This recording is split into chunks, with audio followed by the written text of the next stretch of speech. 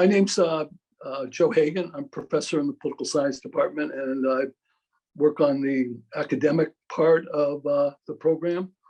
In addition, Megan Ramirez and Amanda Morgan from the Office of Global Affairs is here. They handle lots of stuff that enable students to get across to Manchester, and applications and so on. But most importantly, we have Stephanie Nixon here, who's an international programs officer at the University of Manchester and has worked with WVU for almost 10 years, I think, over 10 years, on this program at the School of Law at the University of Manchester. Without further ado, I'll turn this over to Stephanie, who will have a PowerPoint presentation, I believe. So thank you, Stephanie. Thanks, Joe. Yeah, no worries. Thanks for inviting me. Just bear with me a second while I share my screen. I've got a presentation it's only about 25, 30 minutes. So there's plenty of time for questions if anybody does have any at the end. So thanks very much for attending the session today. As Joe said, my name's Stephanie Nixon. I'm International Programs Officer at the University of Manchester, and I work to support the admission of inbound study abroad students for our semester or year study abroad programme. And I'm based on the university campus in Manchester. So as I said, the session's about 25, 30 minutes. Please feel free to type any questions in the chat box as they come to you, just so that you don't lose them or forget them, and I'll pick them up towards the end of the session and answer at that point. So this is what we're going to be looking at. I'll tell you a bit about the University of Manchester itself and the kind of institution that it is, so that you know what kind of experience to expect if you're on programme with us. I'll give you an overview of the study abroad and particularly the pre-law programme that we have. I'll give you a quick overview of some of the support services that we have for all study abroad students. I'll tell you a little bit about housing, so where you could expect to live if you were on programme with us. And I'll finish off just by giving you a quick overview of the City of Manchester, because as you'll see in some of the slides a little bit further along in the presentation, the university is very much part of the city centre, so it will play a big part in your life while you're with us. So a little bit about the university. It's big, it's very big. In fact, it's the biggest single site university in the UK now. We've got almost 40,000 students in total, and approximately 11,000 of those 40,000 are international non-British students.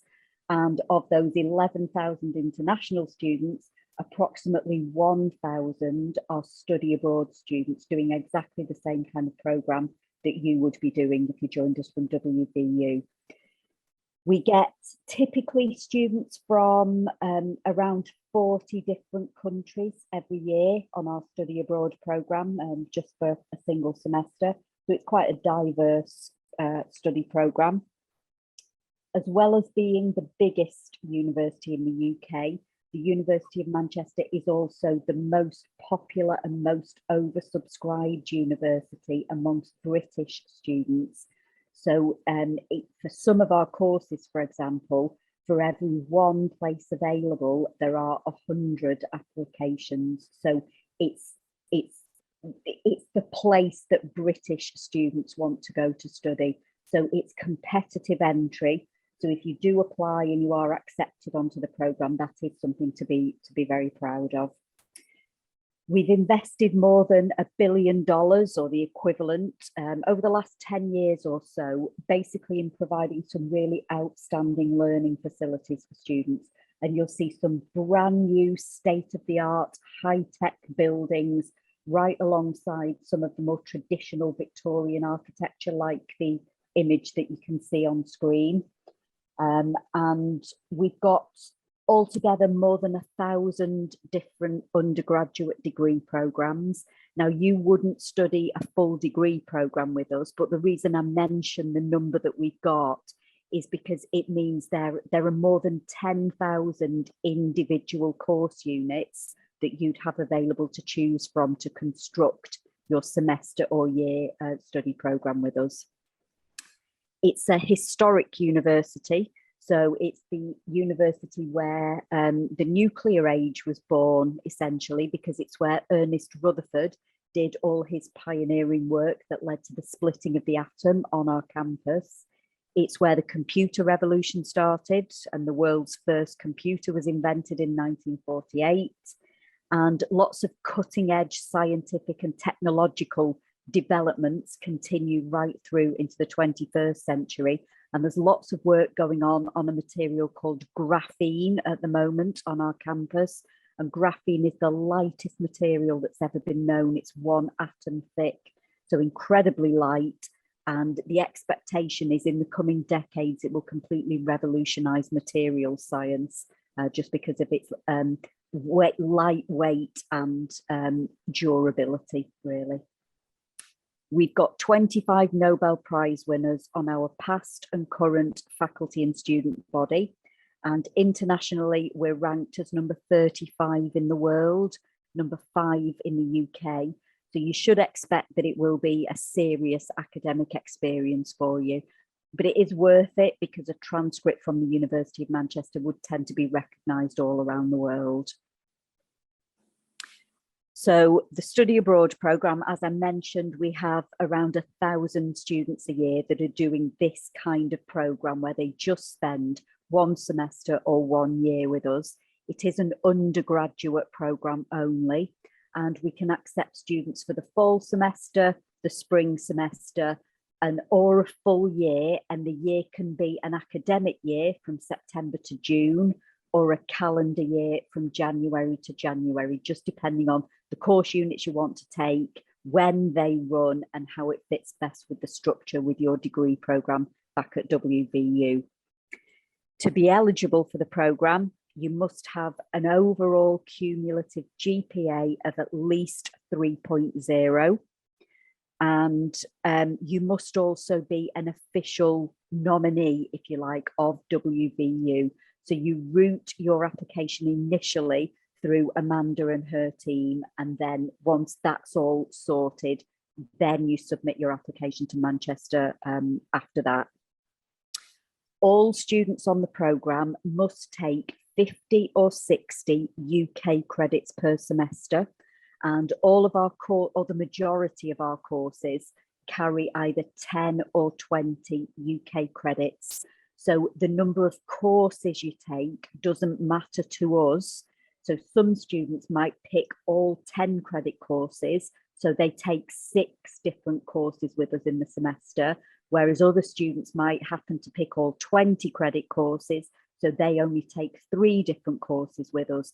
Doesn't matter to us the number of courses, it's just the number of credits, and it must be at least 50 and no more than 60 in the semester. It's a pick and mix programme, so you are allowed to take course units from across multiple subject areas if you wish. Most WVU students will take predominantly law, criminology, sociology, sometimes philosophy, business, predominantly law though, because of the pre-law pathway structure that students follow. But you are allowed to pick course units outside of those subject areas if you wish, and if it works with your degree programme back home. The Manchester application is online via Manchester's website, and you only fill that in after you've discussed your options with WVU to make sure that it fits with your programme of study back there. And the deadline for September entry, the application deadline for September entry with us is the 1st of June. And the deadline for January entry with us is the 1st of November. However, WVU might have some earlier deadlines that they need you to meet for their purposes. So do keep your eye on that as well. Not going to go through this in any detail. It just gives you a very quick overview of the different subject areas that we have available for you to pick course units from. It's quicker for me to tell you subject areas that you wouldn't be able to get at Manchester. So we don't have any majors in journalism or communication studies, media studies, sports, fine art, graphic design, architecture, or electrical engineering. So anything else that's on the screen you can pick from though. Particularly strong disciplines at Manchester, and therefore very oversubscribed, are physics, geography, computer science, law, economics, business, history, and English. So we recommend early application if you're interested in course units in any of those areas. So some of the signature programs that we have, first of all, I'll tell you about something called the Leadership and Service Pathway, which again, we have had a few WVU students do whilst they're with us.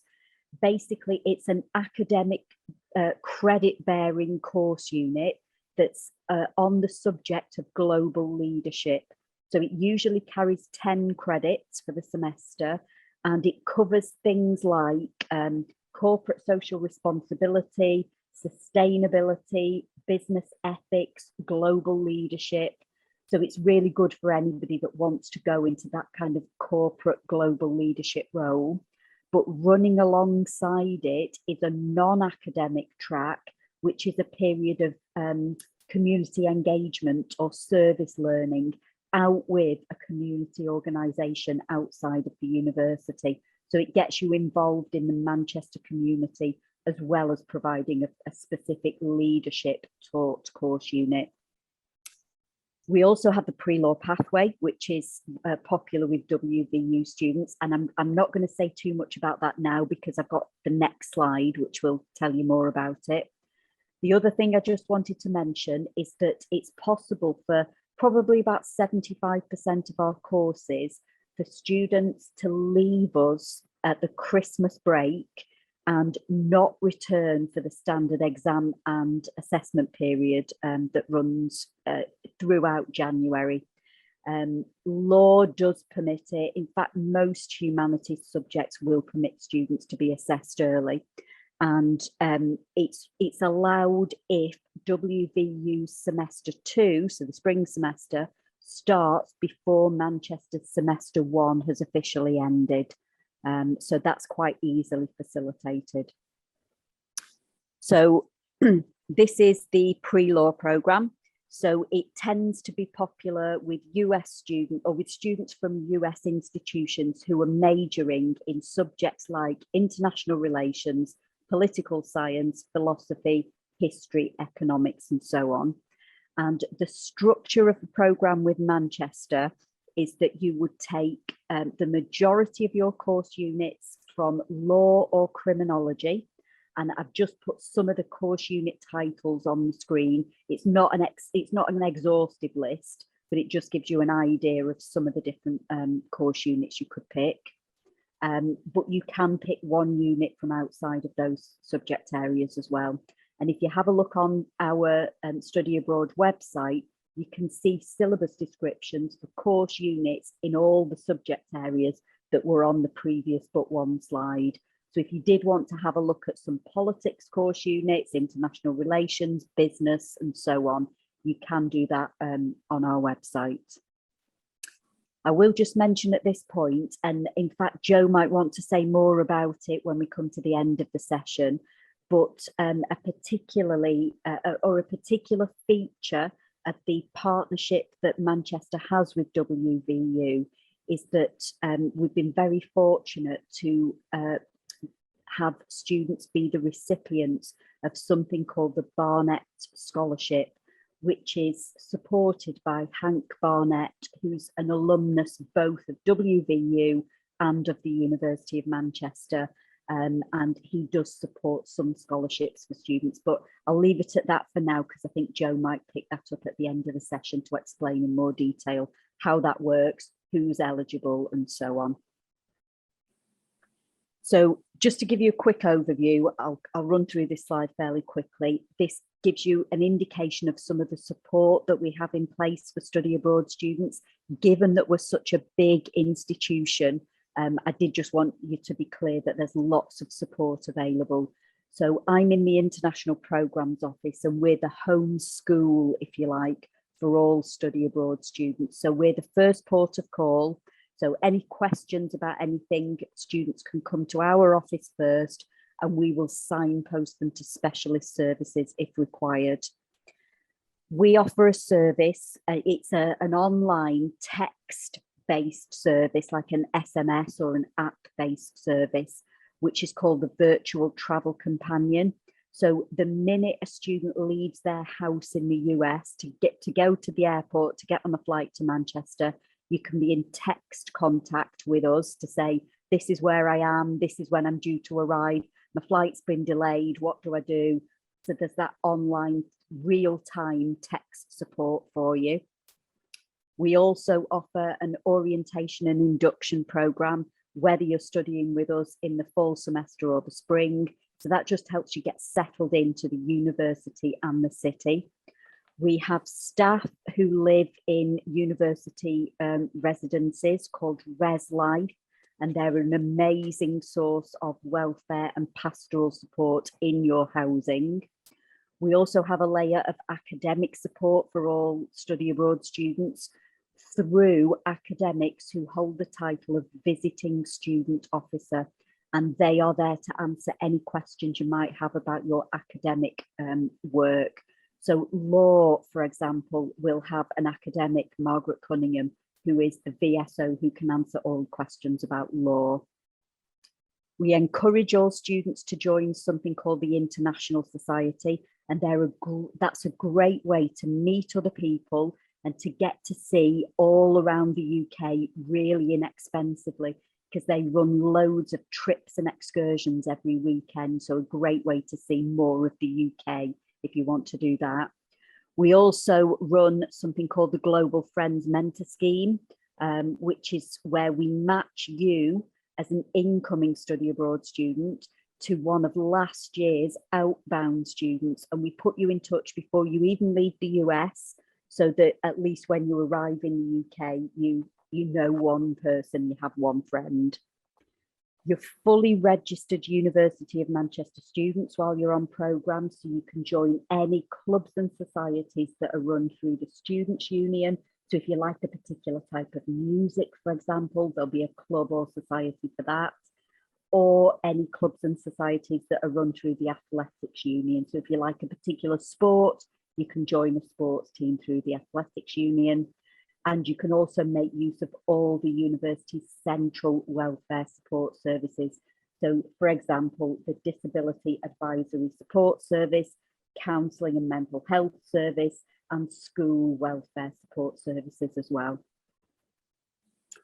So, housing, we don't mandate that study abroad students live in university housing, but we very strongly recommend it. It just means that the university is your landlord, so things are less likely to go wrong than if you try and find a landlord privately somewhere in Manchester. We don't have what you might call an international house. So you're not housed separately with other international students. You will be integrated fully and live alongside British students. We also don't have any room shares. So you'll have your own bedroom. Usually between 7 and 9 bedrooms are grouped together in an apartment. So you'll get to know those other 7 or 8 students very well. You can opt for catered or self-catered. But one thing I always point out is that catered is nothing like a US meal plan. A catered residence in the UK means that meals are served in your hall of residence between designated hours. And if you miss it, you've missed it. You don't get a refund. You can't use the credit at another food outlet somewhere else on campus.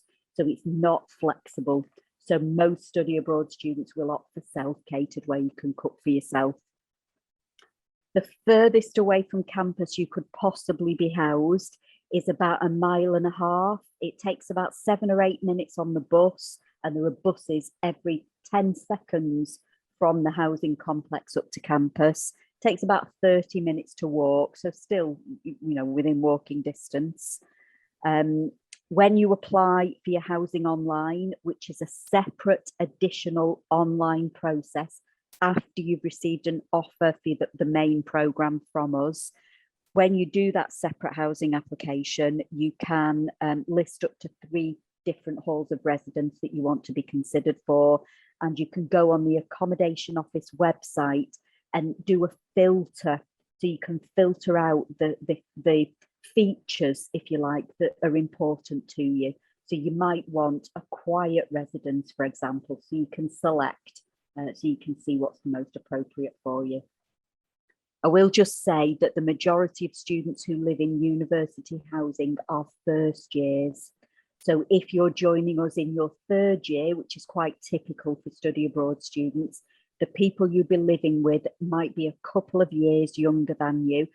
What the good thing about that is they're all away from home for the first time, and they're desperate to make friends with you, to go out with you, to invite you to parties, to invite you out for meals, to pubs. So it's a very sociable experience to live in university halls. So Manchester itself, it's a big city by UK standards, but obviously it is all relative. So if your home city is Los Angeles or New York or Seoul, for example, in South Korea, it'll feel tiny. But the comparator US city, for anybody that's familiar with it, is Boston. It's a very compact, defined downtown city centre, very easy to walk all around within half a day. It's got Greater Manchester has got a population of 2.5 million people, and there are more than 85,000 students in Manchester. So again, it's just like Boston, it's a real college town.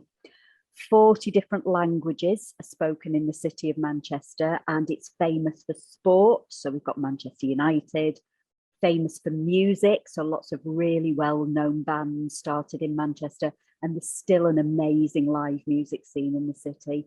Also very famous for history, so it's where the Industrial Revolution started and so on. It's a really vibrant, young, dynamic, cosmopolitan, multicultural city. It's very welcoming, very tolerant, and very accepting. So it's a city where minorities don't feel like minorities just because of how friendly the people are. Our campus is located about half a mile from the city centre, so it would be a very much an urban experience for you. And there's a real cafe culture in the city. There are hundreds, if not thousands, of bars, restaurants, coffee shops, music venues, retail outlets. There's a real buzz about the city. As I say, very compact city centre, but it does have defined different districts. So we've got the northern quarter, which is really bohemian, and it's got lots of independent shops, independent cafes and so on. We've got the shopping district, which is the Arndale Centre and Market Street. We've got the gay village around Canal Street, and we've got the third largest Chinatown in Europe in the city centre of Manchester. Cost of living in Manchester is much lower than many other UK cities, and it is quite a radical city historically. So it's where the vegetarianism movement started. It's where the suffragette movement to get women the vote was born. It's where Mr. Rolls met Mr. Royce. It's where Engels and Marx met and worked on their ideas. And it does remain a politically active and engaged city even through to today. Again, I won't go into detail on this slide. It just shows you where we are located geographically on the island of Great Britain. We're about 2 hours northwest of London, and there are fast trains between the two cities every 20 minutes during the week. Our campus is about 15 minutes from Manchester Airport, and so you can be in Amsterdam in less than an hour. You can be in Paris in just over an hour. You can be in Barcelona in an hour and a half, in Rome in 2 hours. So very easy to go further afield to explore whilst you're with us as well. This just visually shows you where our campus sits in relation to the city centre. So as I say, it's very much an urban experience for you. And just some resources to finish off with. So if you wanted to check out any social accounts or look at videos and so on, or just check out the detail of our study abroad programme, That's all on the slide that you can see now. And my contact details are at the bottom as well. And I'm more than happy for you to email me directly if you've got any questions today or anything that occurs to you researching the programme afterwards. So I'll pause there and stop sharing the screen. And I think we've got one question. So question from Taylor, is the early assessment applicable for the spring semester as well? It's not, Taylor. The only circumstance in which alternative or early assessment is permitted is if there is a clash of semester dates. So in the spring, we finish in June. So your semester at WVU wouldn't start again until August probably. So there is no clash. So it is possible for you to stay and do the exams. It's just that if your spring semester at WVU starts in the middle of January, for example. First of all, the Barnette Scholarship is generously provided by Hank and Joanne Barnett, who are alums,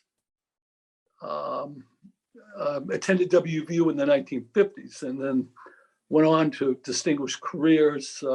Mr. Barnett was ultimately the CEO of Bethlehem Steel. But when he was an undergraduate, he went on to attend the University of Manchester as a Fulbright scholar. Now, Mr. Barnett is a very prominent alum. I happen to be the Barnett professor. And so in conversations with them, we kind of got this idea of WVU students being able to attend the University of Manchester through a partnership. So he applied through the Office of Global Affairs, which makes things a lot more efficient, including that you can use your scholarships, just as if you were going to WVU, promise, that type of thing. In addition, Mr. Barnett created this Barnette Scholarship, and it's for students from West Virginia, like himself. And if you look at the cost of the program's quite a bit more than attending WVU. But there are these scholarships that if you're an in-state student and you have a strong GPA, 3.7 and 5, you can pretty much count on receiving a Barnette Scholarship. It's only for students in this situation. It's not for other programs. And it's for $5,000. So if you're in that situation, you're a WVU student, be in contact with me and we can talk about that. Let me just mention a couple of other things. This is a demanding program. It's academically rigorous. Although the students we've sent there have done well. So you don't have to feel intimidated. The courses in many respects, the ones that you would take are like 300 level classes. And I've sat in on these classes, and it's like taking those kinds of classes. And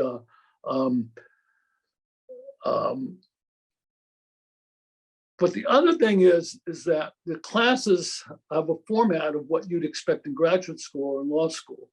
So you meet once a week, there are discussion groups often, and then you take an exam at the end of the semester. They'll give you a long list of readings. You pick what you want to read, and then you can address your interests in the final exam. But the nice thing about this is that if you come out of this program, mentally fine, you can tell a law school or graduate program that you've gone through the experience of essentially being in grad school, and that's kind of a culture shock. Students have handled it well, but it's a nice thing to put in a letter of recommendation. The other thing is you've gotten law or history or politics taught from a non-US perspective. And that's really interesting. Students often comment on that. If you are interested in this program, I'd be happy to talk to you for international studies and political science. I would be happy to talk to you about what kinds of courses you need. To be in this program, you have to have 3 upper-level law-related classes in order to be admitted to their advanced classes. And one thing you don't want to do is go take introductory classes in torts and contracts. They're actually the hardest classes. So I would be glad to talk with you. Of course, all in conjunction with your political science or international studies advisor.